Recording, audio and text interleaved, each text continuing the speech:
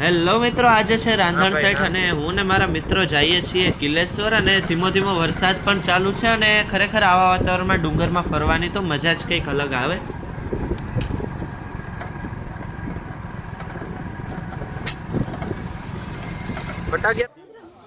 તો મિત્રો આપણે પૂગી ગયા છે કિલેશ્વર અને આ છે કિલેશ્વર મહાદેવનું મંદિર. તો અહીં મંદિરમાં તો વિડીયો શૂટિંગની મનાઈ છે, તો અત્યારે હું તો તમને તો દર્શન નહીં કરાવી શકું, તો મિત્રો માફ કરજો.